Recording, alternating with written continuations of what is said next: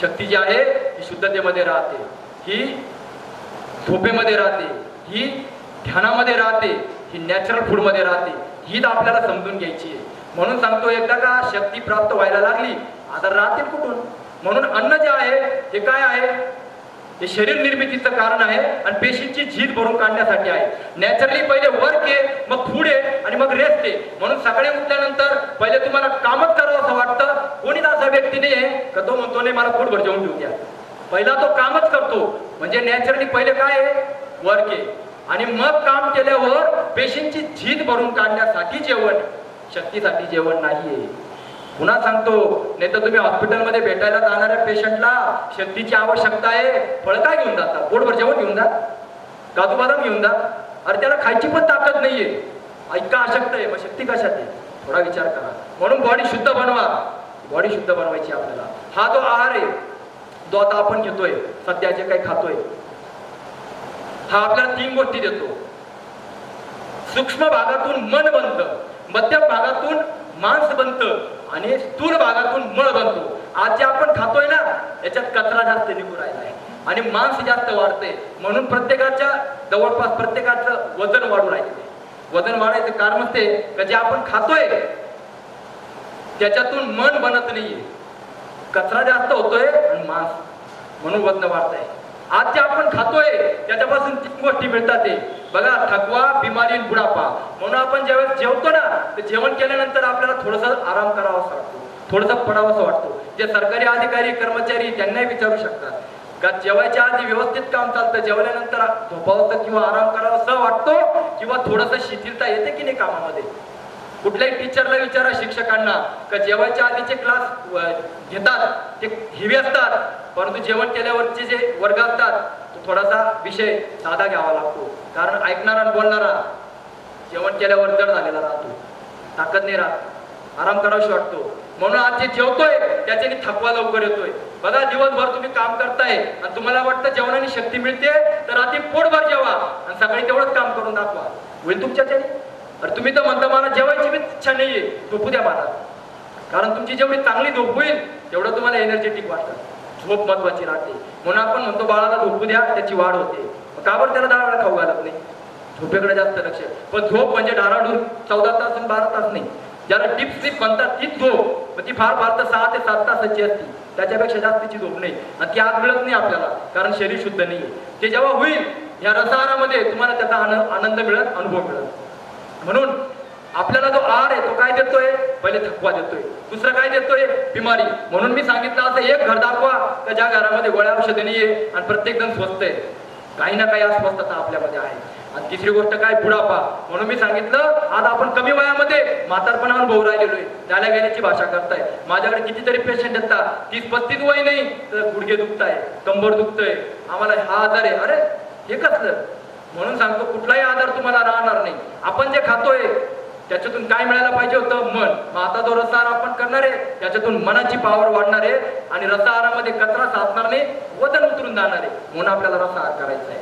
आता हे करता आपल्याला काय करायचंय, सगळ्यात महत्वाचं म्हणजे काय, 15 दिवसाची दिनचर्या आहे ती आपल्याला व्यवस्थित समजून घ्यायची आहे. कारण ही दिनचर्या जर तुम्ही व्यवस्थित समजलात तर तुमचं भलं, अन्यथा डॉक्टरचं भलं, कोणाचं तरी होणारच आहे. त्यामुळे आता तुम्ही ठरवायचंय कोणाचं भलं करायचंय.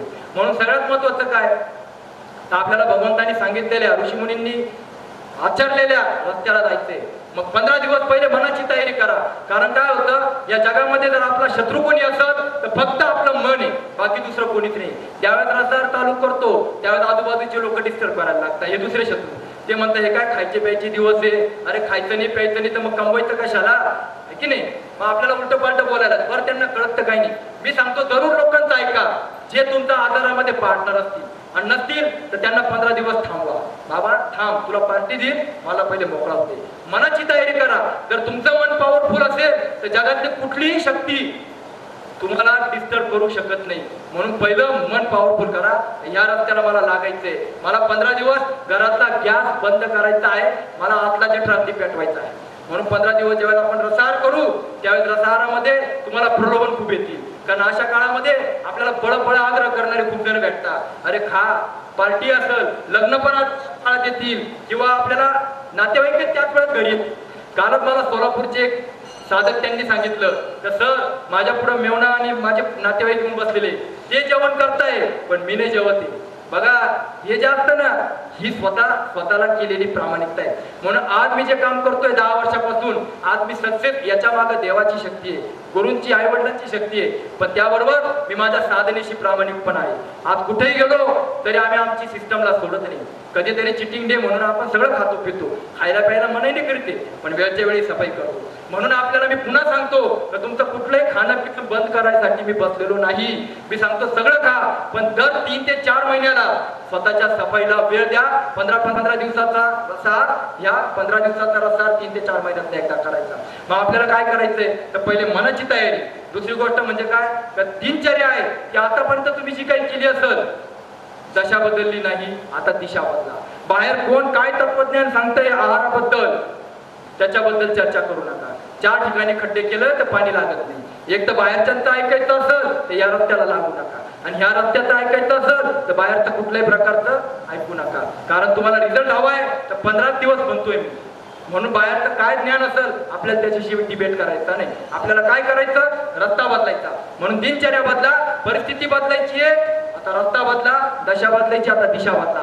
आतापर्यंत तुम्ही जे काही केलं सकाळी ते विसरून जा. ज्याला लवकर फायदा हवाय बरं व्हायचंय त्यांनी 100% फॉलो करा. सकाळी उठल्यापासून कमीत कमी 10 ते जास्तीत जास्त 12 वाजेपर्यंत निर्जला उपवास करा. निर्जलाचा अर्थ काय पाणी पण प्यायचं नाही. आता इथं बसलेले कितीतरी जण असे सकाळी उठल्यापासून अर्धा 1 लिटर 2 लिटर गरम पाणी पिणारे असतील, लिंबू पाणी पिणारे असतील, अजून कुठलं पाणी पिणारे असतील मला माहिती नाही. हे डोक्यातनं काढून टाका. का सकाळी उठल्यानंतर मला कमीत कमी 10 11 12 माझी किती कॅपॅसिटी आहे या कॅपॅसिटीनुसार मला निर्जला उपवास करायचा आहे. कारण सकाळची वेळ नॅचरली सफाईची राहते. तुम्ही सगळेजण घरामध्ये सफाईकडे लक्ष देत राहता, त्याप्रमाणे आपले आतडे सुद्धा सफाई करीत राहता. तुम्ही पाणी जरी प्याल तर गीतेत सांगितलंय पत्रम पुष्पम फलम तोयम. तोयचा अर्थ पाणी. पाणी पचायला सुद्धा 2 तास लागतात.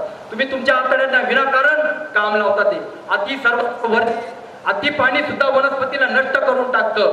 इथं तहान लागलेली नसताना तुम्ही पाणी का पिऊ राहिलेले. म्हणूनच आजार येतात. बहुरोग विवतंत्रित लोक आहे. त्याचं कारण काय बहुलोक आजारी असण्याचं कारण भगवंताचा निराधार करतोय आपण. तो जर पाणी मागत नाहीये परत पाणी कशाला देतात. तहान लागली तर प्या, मना कोण करते. दिवसभर प्या, मना कोण करते, पण तहान लागू तर द्या. पशु आहात भर उन्हाळ्यामध्ये सुद्धा पाणी करत नाही, आणि माणूस थंडीच्या दिवसात पण 2-2 बाटल्या घेऊन फिरत राहतो. एवढं काय पाण्याची आवश्यकता पडली. 75% ऑलरेडी पाणी शरीरामध्ये आहे. तहान लागली तर सांगाल ना आपला देव त्यावेळेस प्या. म्हणून सकाळी उठल्यानंतर सफाईला वेळ द्या. आतडे सफाई करताय बिलकुल पाण्याचा थेंब घेऊ नका. आपलं शास्त्र सांगतं आहारम पचती शिखी दोषान आहार वर्जित. अन्न पचवायचं काम जठराग्नी करतो, व्हायटल पॉवर. त्याला खायला देऊ नका, तो तुमचे दोष खाईल. मी नेहमी एक उदाहरण देतो. घरातली गृहिणी सकाळी उठल्यापासून रात्री झोपेपर्यंत धुणं भांडी जाडजूड स्वयंपाक करीत असेल तर तिला रिकामा वेळ नाही, तर ती घरातल्या माळ्यावरचा कचरा कधी काढेल, घराचं जाळं कधी काढेल. ती म्हणून मला हेच वेळ नाही तर ते काम कधी करू.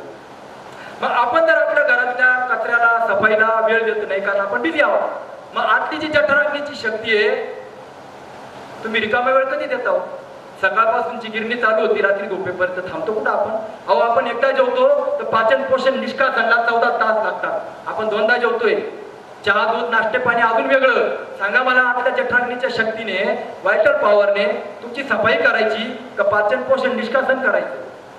सफाई होणार कधी तुमची कारण तुम्ही थांबायलाच तयार नाही. तुम्ही थांबायला तयार नाही. मग ज्यावेळेस गटार चोकअप होते ती कुठून तरी कचरा बाहेर काढते. तसं आतलं मनाशय चोकअप व्हायला लागतं. ते कुठल्या ना कुठल्या रोगाच्या रूपात घाण बाहेर काढायला लागतं आणि मग आपल्याला विविध आजार येतात. म्हणून मी मगाशी सांगितलं का निसर्ग याच्या कायद्यापुढं आपलं काही चालत नाही.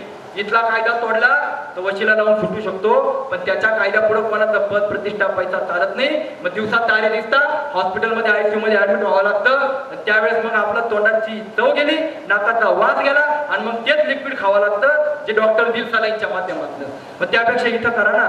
कशाला आगतिक लाचच्या ऋण हॉस्पिटलमध्ये जायचं. इथंच करा ना. प्रेव्हेन्शन इज बेटर दॅन क्युअर. आधीच सर्व्हिसिंग करा ना. आणि तुम्ही साधी गाडी घेता तरी 6 महिन्यात एकदा गाडी सर्व्हिसिंग करता. मग तुम्ही असं म्हणता का माझी गाडी कुठं खराब झाली होईल तेव्हा बघू. त्याच्या आधीच करता. तुम्ही घराला सुद्धा वर्षात एकदा दिवाळीला साफसफाई करता. रोज तर झाडू मारतातच ना, पण दिवाळीची सफाई वेगळी राहते, स्पेशल राहते. 4-5 पोते घाण बाहेर काढतात. कुठून आली एवढी घाण. येते, तशी आपल्या शरीरामध्ये सुद्धा हा कचरा वर्षभर साचत राहतो. कधी सफाईला वेळ दिला? बरं, ज्या घरामध्ये सफाई झाली ते आपलंच घर, आपल्याला प्रसन्न वाटतं की नाही? ज्या घरात सफाई राहते, स्वच्छता राहते, तिथं प्रसन्न वाटतं. कारण स्वच्छतेचा परिणाम मनावरती पॉझिटिव्ह होतो, प्रसन्न होतं. पण ज्या घरामध्ये ते किती का मोठं असो का छोटं असो, त्या घरामध्ये एंट्री केल्या केल्या तुम्हाला एक निगेटिव्हिटी येते. जर कचरा असेल तर तुम्ही बोलून नाही दाखवत, पण मनात म्हणतात की नाही, काय लोक आहेत साधं स्वच्छता पण नाही ठेवतायत.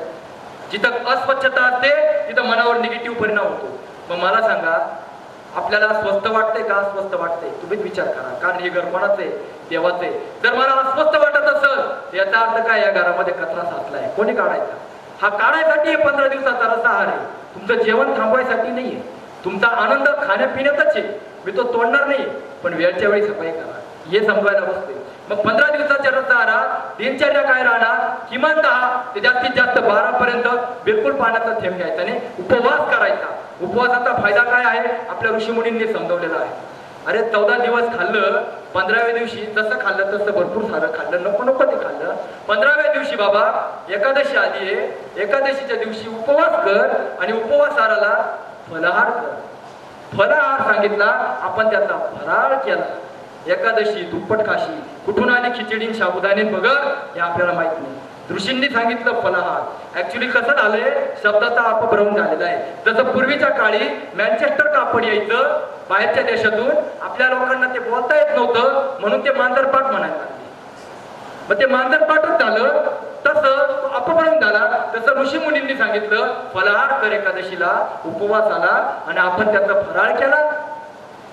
आणि मग फराळामध्ये पुन्हा शिजवलेलं आलं. त्यांनी फलाहार सांगितला का 2 तासात फळं पचतात आणि बाकीचे 12 तास दोषान आहार वर्जित. तुझे दोष संपून जातील, आतल्या आजार आतली शक्ती खाऊन टाकेल. कुठल्याही डॉक्टरला विचारा, डॉक्टर काय सांगतात? I treat he cure. He cure म्हणजे कोण? बरं कोण करतं? आतली शक्ती करते. आणि ह्या आतल्या शक्तीला वेळ द्यावा म्हणून फलाहार सांगितला आहे. अर्थात त्याचा आध्यात्मिक अर्थ खूप मोठा आहे, तो आता मी त्याच्यात जात नाही. वेळ भेटला तर बोलू त्याच्यावर. मला सांगायचं काय का आहारामध्ये बदल, फलाहार करायचा, म्हणून ती आली. मग आता आपण काय करणार आहोत? आपण त्या रस्त्याला लागणार आहे. म्हणून सकाळी उठल्यानंतर आपल्याला निर्जला उपवास करायचा आहे. बिलकुल खायचं नाही, प्यायचं नाही. तुम्ही जर उपवास केला तर तुमच्या मनाची पॉझिटिव्ह शक्ती वाढेल. जे झोपेचे प्रॉब्लेम आहे ते निघून जातील, ऍसिडिटी त्रास होतोय ते सगळं निघून जाईल. म्हणून उपवास करायचा. आता लोक म्हणतात सर आम्हाला चक्कर आली वगैरे त्रास झाला तर एक गोष्ट लक्षात ठेवा. पुन्हा सांगतो, उपवास करणं आणि उपाशी राहणं याच्यात फरक आहे. आपण उपाशी राहत नाही. उपाशी राहणं म्हणजे खायला मिळत नाही, तो उपाशी राहतो. आपल्याला खायला आहे पण मला खायचं नाही, त्याला उपवास म्हणतात. इथं मनाची पॉवर वाढते आहे पण मी खाणार नाही, हा उपवास आपल्याला करायचा आहे. बरं किती वेळ म्हटलो मी? तुमच्या कॅपॅसिटीनुसार त्याचा बोज घेऊ नका. मी जेव्हा लोकांना सांगतो किमान 10 पर्यंत करा, पहिल्याच दिवशी मला फोन येतो, सर आज आम्ही 2 वाजेपर्यंत उपवास केला, पहिल्याच दिवशी. म्हणून सांगतो याला उपवास रसाहाराला सवय लागत नाही. लोक म्हणतात तुम्हाला सवय झाली सर, तुम्ही 4-4 दिवस निर्जला उपवास करतात. ही सवय नाहीये. मी दर महिन्याला, मागच्या वेळेस सांगितलं, दर महिन्याला एक पर्वत निर्जला उपवास करून चढून जातो. मार्कंडेय सारखा असेल, कळसुबाई सारखा असेल, निर्जला उपवास. इथं 4 मध्ये चढताना धाप लागती, श्वास लागतो, पाणी प्यावंसं वाटतं, आणि मी 18 अध्यायाचं पारायण करीत वर जातो. ही शक्ती कुठून आली? ही जी शक्ती असते ही विल पॉवर मध्ये राहते, ही मनाच्या शक्तीमध्ये राहते. अहो केदारनाथ सारखा 16-17 किलोमीटरचा पर्वत सुद्धा एक थेंब पाण्यानं पिता वरपर्यंत गेलेलो आहे मी. याचं कारण काय आहे? ही मनाची तयारी आहे का मी असंच करणार, बघू काय होतं ते. हे ज्यावेळेस तुम्ही म्हणतात ना त्यावेळेस देव सुद्धा मदत करतो. म्हणून देव कोणाला मदत करतो? हिम्मत आहे मरता तो मदत आहे खुदा. तुम्ही 15 दिवस नाही करू शकत, हिम्मत ठेवा. मला करायचंय किमान 10-11 वाजेपर्यंत उपवास. काय होणार नाही? निश्चित होईल. याला सवय नाही, याला मनाची तयारी लागते. उद्यापासून तयारी करा, मला उपवास करायचा आहे, डायरेक्ट करायचा आहे, काही होणार नाही, काही त्रास होणार नाही. हा अनुभव तुम्हाला सगळ्यांना येईल. आलं लक्षात? आता हा उपवास जो आहे हा सोडायचा आपल्याला. तर हा कमीत कमी 10-11ला सोडताना पहिला ज्यूस घ्यायचा हिरव्या पालेभाज्यांचा. भले तुम्ही त्याच्यासाठी पाणी पण पिऊ शकता डायरेक्ट, किंवा पालकचा ज्यूस. तुम्ही आता सगळ्यांनी घेतलाय. पालक ज्यूस ठेवण्याचं कारणच ते इथे येताना मनामध्ये खूप साऱ्या शंका राहतात. कसा असं पालेभाजी, पालक तोंड वाकडं होतं प्रत्येकाचं. ज्यावेळेस पिला ना तेव्हा कळलं. मागाशी मुंबईवरून आलेले विजय भाऊ आहेत, त्यांनी सांगितलं सर भाजीपाला तर ज्यूस ऐकला तेव्हा कसं तरी वाटत होतं, पिल्यावर कळलं 2 ग्लास जास्त पिले म्हणे मी, एवढा सुंदर राहतो. म्हणून मी सांगतो का एक ज्यूस पिला तर तुम्हाला त्याची टेस्ट कळली. आता जेव्हा तुम्ही कच्चा आहार करा, अरे हे अमृत आहे, हे मृत नाहीये, हा तुम्हाला अनुभव येईल. आणि तुम्ही जेव्हा उद्यापासून 15 दिवस करा, तुम्हाला कळेल का खरंच हे सगळं तर माझ्याच घरात होतं. म्हणून आपल्याला काय करायचंय, उपवास सोडताना पहिला पालक ज्यूस घ्यायचा आहे.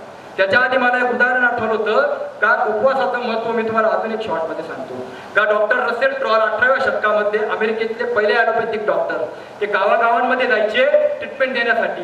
ज्यावेळेस एका गावामध्ये गेले तर त्या गावामध्ये डॉक्टर ट्रॉल यांनी पाहिलं का एक लेडी अशा आजाराने ग्रस्त आहे की ती 1 हप्त्याच्या आतमध्ये मरणार आहे असं त्यांना वाटलं.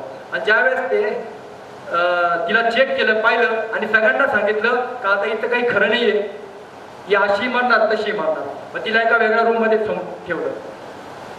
ते ज्यावेळेस 15 दिवसानंतर त्या गावात पुन्हा व्हिजिटला गेले, त्यावेळेस त्यांनी पाहिलं की जी महिला 1 हप्त्यात मरणार होते तिथं काम करून राहिली आणि ते एकदम ठणठणीत आहे. त्यांना आश्चर्य वाटलं का माझ्याशिवाय गोळ्या औषधं येणार कोणीच नाहीये, मग इथं कोणता डॉक्टर आला आणि बरी कशी काय झाली. मग त्यावेळेस तिला विचारलं का ग म्हणे तू कोणत्या गोळ्या घेतल्या अशा, तू तर ठीक झाली. म्हणे डॉक्टर तुम्ही तर सांगितलं होतं मी 1 हप्त्यात मरणार आहे. म्हणजे त्यामुळे काय केलं, घरच्यांनी माझं खाणं पिणं थांबून टाकलं, आता अशी मरणार तशी मरणार. माझा उपवास झाला, मला काही खायला मिळालं नाही, प्यायला नाही, तिचा उपवास झाला. आणि जसा उपवास व्हायला लागला तसं तिच्यामध्ये बदल व्हायला लागले. कारण उपवास काळात रोगाच्या पेशींची उपासमार होते. कुठल्याही डायबिटीसच्या पेशंटला विचारा खायच्या आधी शुगर किती राहते, खाल्ल्यानंतर किती राहते, करा विचार. खाल्ल्यानंतर वाढते, मग कोणाला खाऊ घालताय तुम्ही, रोगाच्या पेशींना खाऊ घालताय. ज्यावेळेस उपवास करतात रोगाच्या पेशी मरतात, नॉर्मल होतात. अनुभव तर करा. म्हणून उपवासाचं महत्व साधनीय. मग त्या डॉक्टरांना इतकं आश्चर्य वाटलं, मग त्यांनी एक प्रयोग केला. त्यांनी एक प्रयोग केला का त्यांनी अशी गोळी शोधली का तिला प्लासिबो म्हणतात. ती फक्त गोळी सारखी दिसणारी, पण त्याच्यात औषधी तत्व काही नाही, फक्त दिसायला गोळी. जसं मगाशी बटनाचं उदाहरण दिलं तशी गोळी, तिला प्लासिबो म्हणतात. ती गोळी आणि औषधाची गोळी. त्यांनी काय केलं, निम्म्या पेशंटला औषधी गोळ्या दिल्या ॲलोपॅथिक आणि निम्म्या पेशंटला प्लासिबो दिल्या, ज्याच्यात काहीच नाही, पण सांगितलं नाही कोणाला काही. मग त्यांनी वर्षभर ट्रीटमेंट केल्या. ज्यांना प्लासिबो दिल्या ते सगळे बरे झाले. जे ॲलोपॅथिक गोळ्या घेत होते त्यांचे आजार कमी नाही झाले, वाढलेले होते. तेव्हा त्यांनी जगाला ओरडून सांगितलं का उपवासाचं महत्व काय. ही गोळी नाही दिली तरी माणूस बरा होतोय आणि औषधे घेऊनही बरे होत नाही, पण औषधांचा बाजार इतका वाढला का त्यावेळेस त्यांना कोणी विचारलं नाही, कोणी व्हॅल्यू पण दिली नाही.